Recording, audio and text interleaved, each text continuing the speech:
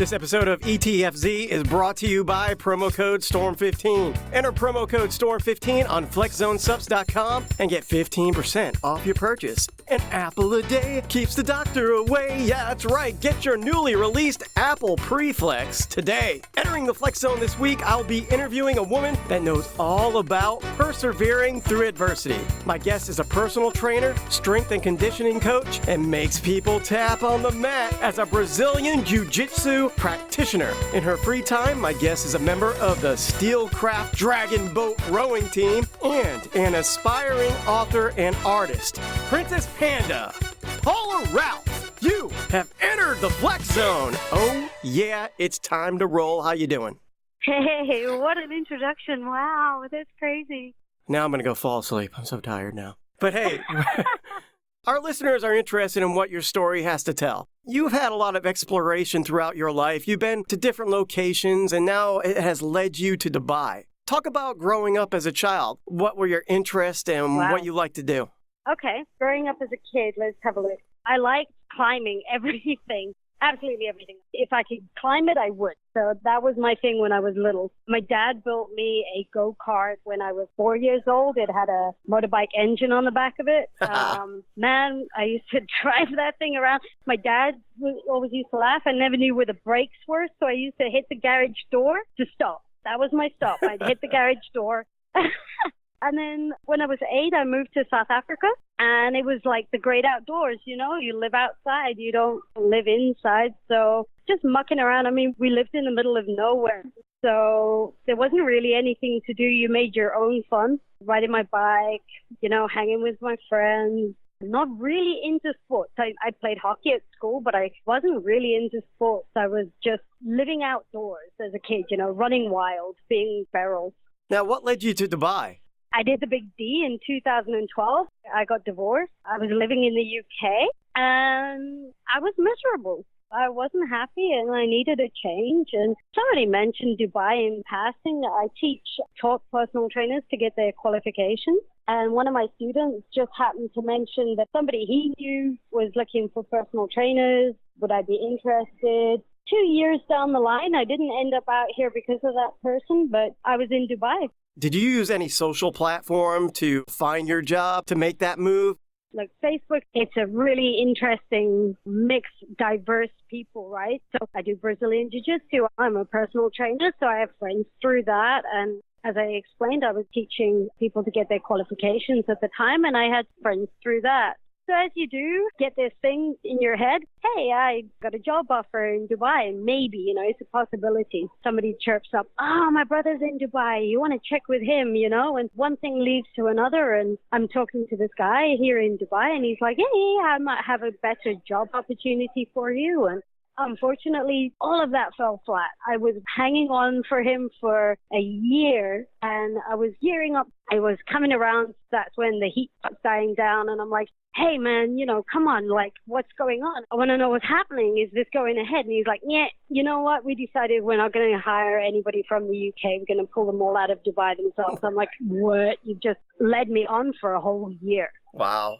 Yeah. So I was like, I put my life on hold for a whole year for this person. And he'd come in and out of contact, and he'd be like, yeah, things are really great. This is all the plans we have, blah, blah, blah, this, that, and the other. And I'm like, they all sound really super fantastic. I can't wait to come and work for you. I can't wait to be there. For him to then turn around and say, not happening. Well, Paula, this is what I've learned throughout my life. I've been in bands, I've been on other podcasts, and worked with teams. And the thing is, you cannot rely on other people to create your destiny. And I think this, with Enter the Flex Zone, with Enter the Flex Zone, this is my baby. I can do what I want with it. Yeah. If it fails, it's on me. If it succeeds, it's on me. Yeah. And with the band, my drummer would leave, and then I have no band. And we were traveling, doing some stuff, and that's gone. And with the MMA show, people get jealous, and then, you know, there's arguments. It's like being in a damn band. And I'm like, dude, this is just an MMA show. Come on, man. Exactly. It's like, come on. We're all adults, and we're all human beings, and we all want the same thing. We all want to be successful. Right. We should be helping each other, not breaking each other down. And that's one thing that I find about, especially in the fitness world, right, is there's a lot of pushing, a lot of shoving, a lot of, oh, I'm better than you. It's like, well, it depends, it depends what angle you're coming at it from. And I find if you just help each other, if you build each other up, actually you will give the fitness industry a much better name than what it had a couple of years ago, where everybody's just out to take your money and you're not getting any benefit as a consumer. Paula, too, like you said, you got to build people up. Great leaders always build people up. Even if somebody fails, like if you're a member of a group, say you're a member of Brazilian Jiu-Jitsu group on Facebook or something, and you ask a stupid question. There's no stupid questions. And somebody should say, okay, well, we'll take that question and give you an answer and build you up. It's just so ridiculous how people want to just shit on one another. And that comes with jealousy. People become jealous, especially in personal training. Everybody brings something different to the table, I'm sure. Yeah. What certification do you provide? I don't provide anything anymore. I was working for a company in the UK. What was their name? They went bust. I feel bad because a lot of my students had a hard time when they were going under, but can't remember the name of the company. It was a couple of years ago. And they weren't very professional. Then Bodycore, who's another UK personal training provider, amazing guy. He's the guy that actually introduced me to the contact over here that I initially came over with. So going back to how did I get to Dubai, it was through Tobias at Bodycore introduced me to a guy over here, and he says, this guy's got a job for you, get in touch with him.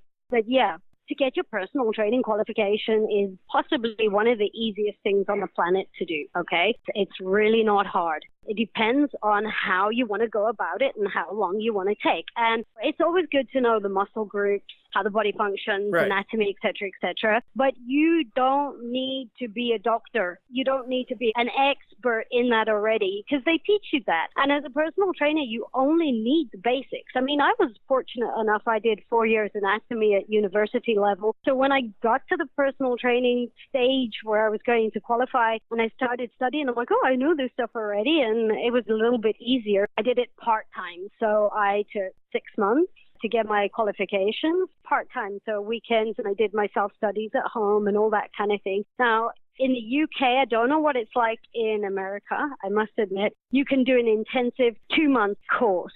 Okay. And it's super intensive, but you have to take 2 months of your life off, right? Okay. Right. What adult has 2 months? I can't not work for 2 months. Right. So I did it part-time, and I got my qualifications that way. And you can go as fast or as slow as you want. It's entirely up to you. If you're doing it part-time, there's no time frame.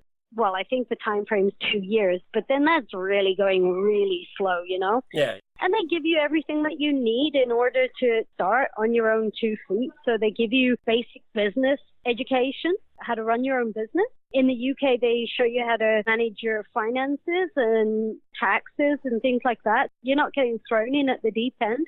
They teach you how to run a business. And I think the big thing around here nowadays in the world that we live in is marketing. Do they teach you how to market yourself?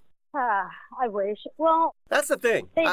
That's big. Yeah, it's huge. I mean, so this is where I completely fall short. And I still don't quite meet the mark on marketing, I must admit. Like, I'm not a marketing guru. I have no clue. My business comes from word of mouth. Right. So I have to ensure that I do a phenomenal job in order for my clients to then tell all their friends. Now, I've done the marketing thing. I've done the flyering. I've done the posters. I've done it all. And it's a waste of money because I never got any business back from it. Not enough business to quantify the expense that went out doing it in the first place. I think these days it's a lot of social media. You have to put yourself out there. If you're not putting yourself out there, then nobody's going to follow you. Nobody's going to see you. And okay, so you're hitting a worldwide market maybe, but it's going to come back around to you eventually, I mean, I could be, use the phrase, I could be totally talking out of my ass on this. As I said, I'm not your marketing guru.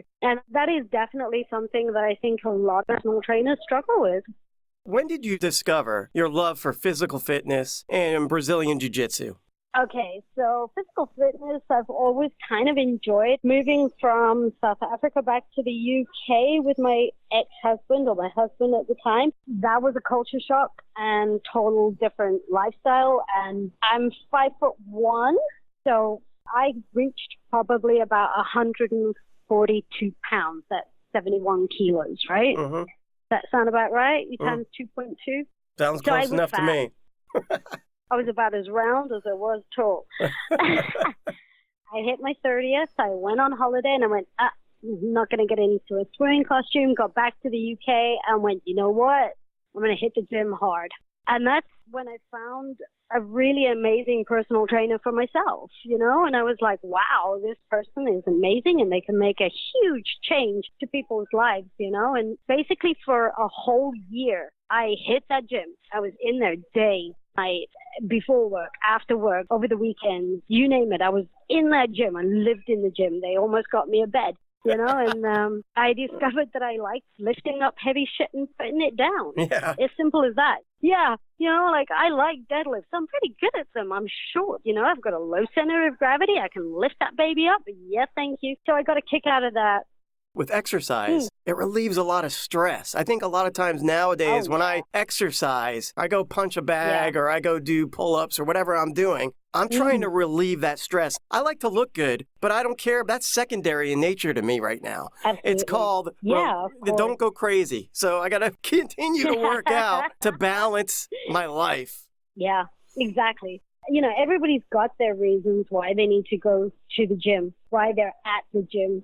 And I think as long as it's driving you towards something that makes you happy, then go for it. And I always say to all my clients, I'm like, look, personal training is exactly that. It's personal, right? It's not personal to the trainer. It's personal to you. You're paying for the service. It's personal to you. If you don't like what you're doing, everybody hates burpees. I don't care. You're going to do them, right? Suck. That's a given. But I don't like boxing. It really doesn't work for me. Okay, don't do it.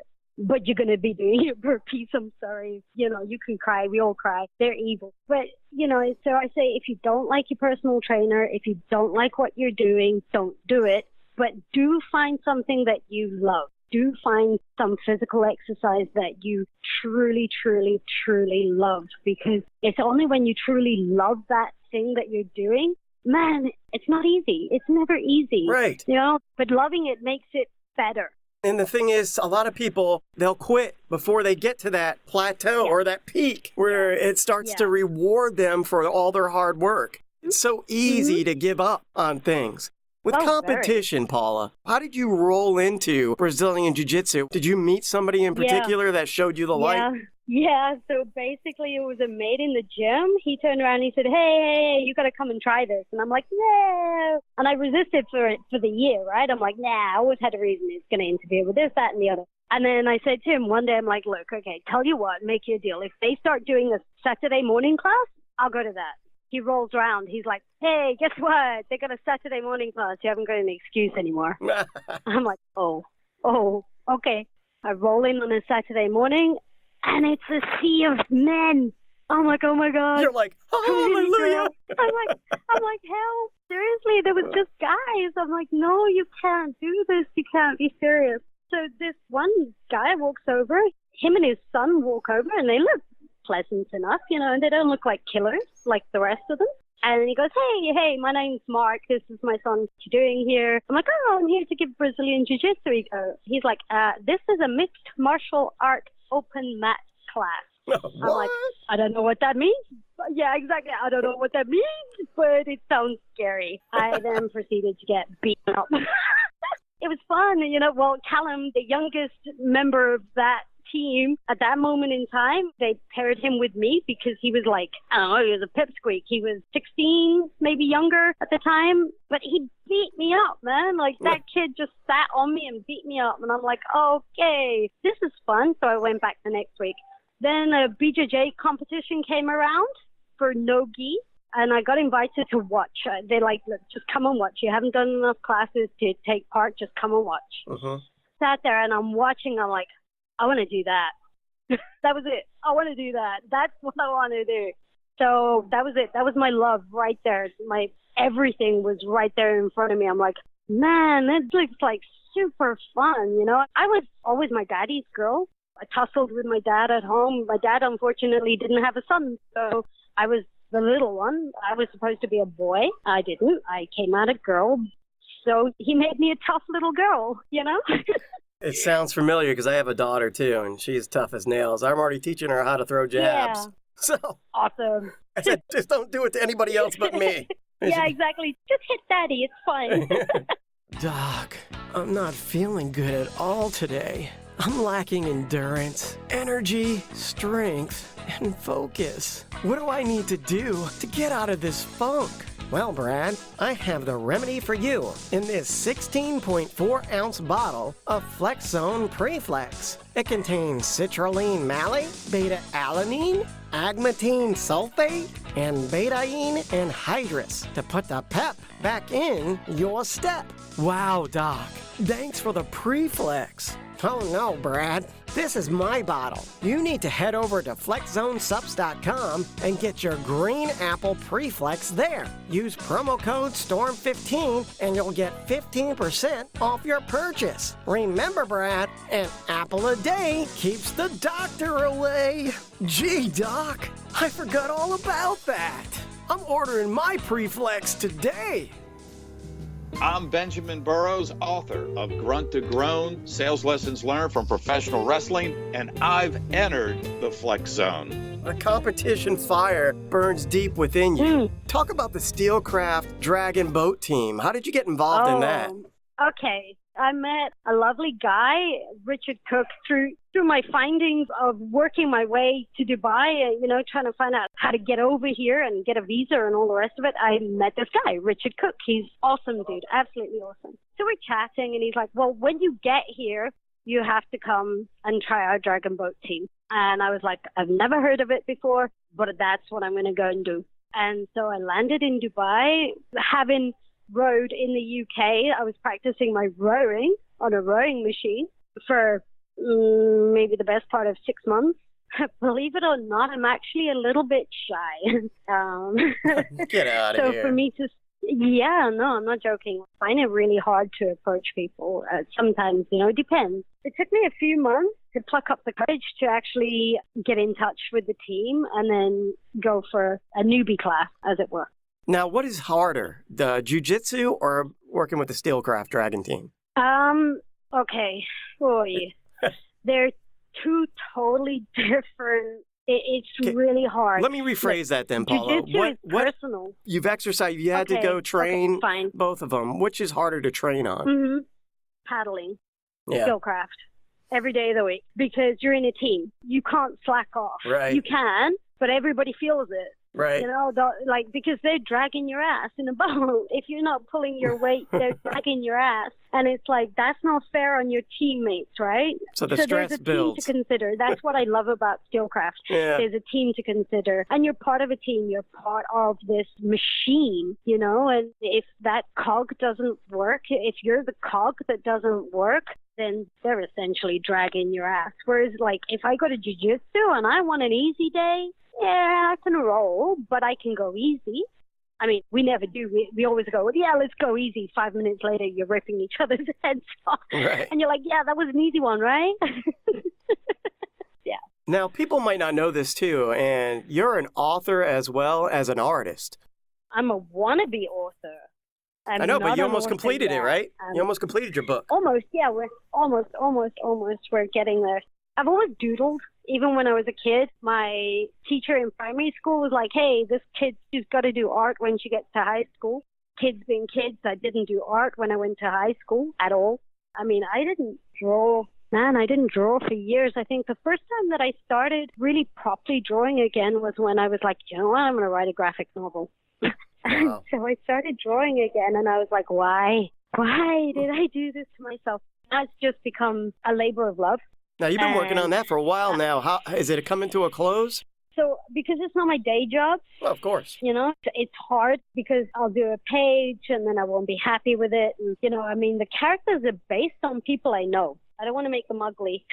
Well, yeah. Well, the thing is, too, that's a hobby of love. So it's not like it needs to be rushed. You have a job that pays your bills, and you got other things that you're involved in as well. So you don't have to worry about that so much. But with the book, why don't you explain the book a little bit and the progress that you're making? So I have 2 books. Let's go with the graphic novel because I think that one was my first one, right? It's loosely based on me, very loosely. Look, after the divorce, I was in a really, really crappy place mentally. And I needed to sort of like figure a way out of this hole that I was in. For years and years and years, I had a character in my head that I was going to draw, and I wanted to use her in a book, and just one day I woke up and I went, that's what I'm going to write about. The whole book starts off with her being in this really bad place in her life, and she's looking for a way out, and she discovers that she can travel interdimensionally. Oh, nice. And so it kicks off from there. So what she does is she travels through dimensions, she gathers information, she brings it back to Earth, and she creates herself a better life. Okay? And so she wanted to teach other people how to do this. Powers that be and world order and all that, one world government comes into being, and next thing you know, they destroy the Earth. And now her and her team, mostly the people in the Brazilian Jiu-Jitsu club that I was in the UK, the characters are kind of based on their personalities a little bit. They decide that it's now them against the government. Communities are built up and sort of like within walls, and that's the safe haven, and everybody outside the walls are kind of like an easy target for government, blah, blah, blah. So they discovered that aliens started seeping through the cracks in the doors. If you left a door, like I guess I call it a door, it's an interdimensional portal. Sweet. If they left it open a crack, some aliens came through. So now, yeah, they're trying to figure a way to save the Earth and fight everybody. What do the aliens look like that they go... So the aliens kind of suck the life force out of people. Yeah. And the aliens, you can't shoot them or stab them. They don't die that way. The way they die is by diminishing their life force as well. Oh, nice. That's where you get Brazilian Jiu-Jitsu, because then you have to get up close and personal, take them to ground, and mostly rear naked choke them. And then they melt into the ground in ooze. No, they don't. No, I'm just kidding. I don't know what they do yet. Well, maybe they do melt. I haven't decided that bit yet. They explode. Yeah. This is our When It Rains, It Pours question of the show. This segment is brought to you by promo code STORM15. Go to flexzonesubs.com. It's where it's at, and you get 15% off your purchase. Yeah. I had too much caffeine. Yeah, I've got a coffee in front of me as well. Oh, you gotta love it. Scrolling social media, I read that Jiu-Jitsu would eventually take over karate. What are your thoughts on this? Will we see the day that kids are involved in more Jiu-Jitsu classes than karate? I mean, I don't know. Personally, I haven't heard this, definitely haven't read it. I don't read that much on Jiu-Jitsu, I must admit. I know I'm terrible. Probably the worst Jiu-Jitsu practitioner out there. Doesn't know a thing. But no, okay, so if I was looking, say for example, I don't know, I take my club over here and I look at the karate class that we offer and I look at the kids' BJJ, there's definitely more kids in the BJJ classes for sure. Is it going to take over karate? I hope not. You know, I like karate for everything that it offers. I think if any martial art that empowers a little one to feel stronger, more self-confident, disciplined, empowered, disciplined, yeah, big one, gives them that sense of discipline. It's a martial art that's doing its job. In terms of what you learn, so I was having this discussion with one of the Steelcrafters the other day, and he was telling me about karate, and I know a lot of Brazilian Jiu-Jitsu practitioners who laugh. You know, it's nothing. And I'm like, well, hang on a second. You look at Machado. Paula, it's Lyoto Machida. That guy's karate is pretty phenomenal, and he's used it to the best of his ability. So it just goes to show you that it's in the hands of the practitioner and not necessarily the art itself. Exactly. And you look at Sage Northcutt as well, the youngster that's moving up the ranks in the UFC. There's a lot that each one of them offer. And if they balance each other out eventually one day, that'd be great. But I agree with you. And karate's been around for so long. And there's such tradition involved. And there's so many schools. And Jiu-Jitsu's on the rise. It's always been on the rise for like the last couple of decades. So you got to appreciate both styles. Hey, Paula, it's been great having you on Enter the Flex Zone. Do you have any shout-outs you want to make before I let you go? Hey, thanks so much. Yeah, so I'd like to do a shout-out to my Brazilian Jiu-Jitsu team, Team Nogueira Dubai. All the guys are great in there. Love them loads. And my Dragon Boat team, Steelcraft. Love all you guys. You're amazing. Thanks.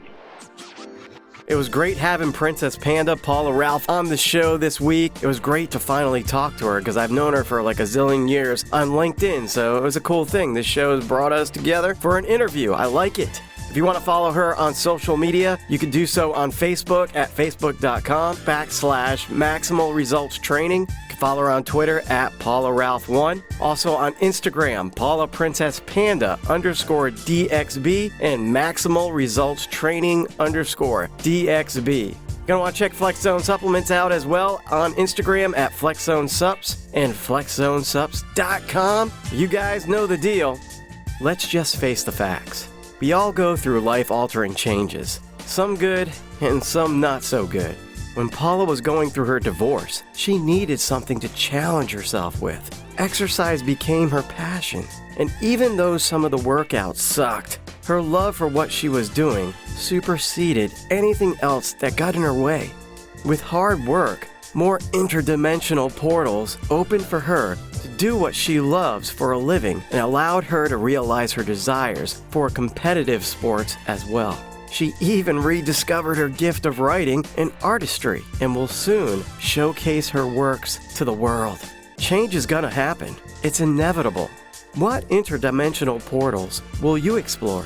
I'm Brad Storm. You can follow me on social media at Brad Storm Lanou on Instagram, Brad Storm VO on Twitter, Brad Lanou on YouTube, and my business, Voices of the Storm Recordings, on Facebook. Just look it up and click like. The 100th like on my Facebook page is going to get a copy of former guest Chaz Dowdell's book, Lewis Wright.